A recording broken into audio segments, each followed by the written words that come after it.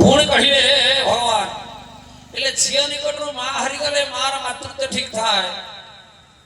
સાનો ભાઈ નિકટରୁ બડો ભાઈ હારી ગલે બડો ભાઈର ભાતૃત્વ ઠીક થાય शिष्य निकटରୁ गुरु हारी गले गुरुकर गुरुत्व ठीक थाए भक्त निकटରୁ भगवान हारी गले भगवानकर प्रभुत्व ठीक थाए एबे कहरे भरत मु जदि जीति जाई थांती कोनोसी लोक मोर प्रशंसा करि न थांती समस्ते कहिताते गॉड इज ऑलमाइटी ईश्वर सर्वशक्तिर आधार ई खेଳରେ जीति गले नुआ कथा कोन हेई गला तर तू जेतेबेले जीति गलु ना सारा जगतवासी तो ऊपर प्रशंसित हेबे समस्त प्रशंसा करिवे समस्ते आनंदर वार्ता जणैबे आ सेतेबेले मु कोन हो जानि छु ना मोर भक्त मोर मित्र जे करे जगत पवित्र गोविंदा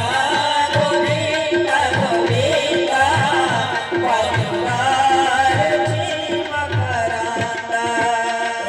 भगवान की जेतेबेले समस्त पेंडुखळ सरी गला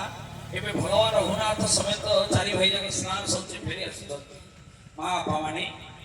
जो दिन भगवान मिथिला कटकरे धन भांगी करे सीता मां विवाह करे सिद्धार्थ हेई गला सेतेबेले जनक राजसिंह द्वारा निमंत्रण पत्र आसी गला अयोध्या दरबार को निमंत्रण पत्र पाठ करे दशरथ महाराज आंबळ चूड़ भगवत देही गले प्रेम गत देही गले खुदिले तू भरत काढे छि भरत काढे डाकी आना दूत को प्रेरणा कले दूत खोजु दे अयोध्या सारा भरत को पाउ नाहांती बुली बुली सरजू नदी कूल टिके दूरे थे देखितोती भरतलाल सरजू नदीर बालीगुड़ा काढी सर्वांगरे बळी होउचोती दूत चिंता कले भरत फेकर पागल ही जाती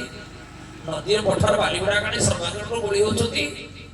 निकटस्थ ही गले दूत कले भरत भैया आपण मुंड ठीक अछि ना आपण ए सरजू नदीर बालीगुड़ा काढी सर्वांगरे कोन बळी होउचोती आपण भरतलाल उत्तर देले એટલે દૂતરે મો મુંડ ठीक अछि એટલે તો મુંડ ખરાબ હોઈ જાય ના કારણ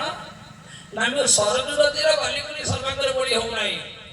ना ताले काहा धुडी बळी होतोती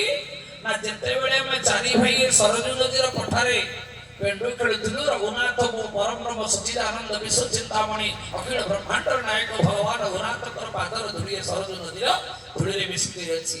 वो सर्वांगरे बळी हे गेले वो प्रभुर पादर धुडी प्रभुर पदर ज वो सर्वांगरे लेपन हे गला कहरे तो भूल करछि ना ठीक करछि दूत हाथ धरले के भरत भैया भक्तटी हो तो आपण भली भक्तटी हो दरकार भाईटी हो तो आपण भली भाईटी हो दरकार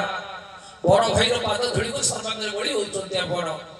बड़ भाई भक्त भगवान कर पाद धुडी को सर्वांगरे बळी होउचंती आपण એટલે ભક્તે દશરથ મહારાજ પઠે તતે ଗୋଟେ સુંદર વાર્તા દેઈ કરી ભગવાન રામ વિજય મિથિલા કટક ધન ભાંગી ચંદી સીતા માં વિવાહ કરે સિદ્ધાર્થ થઈ જાય છે નિમંત્રણ પત્ર આસી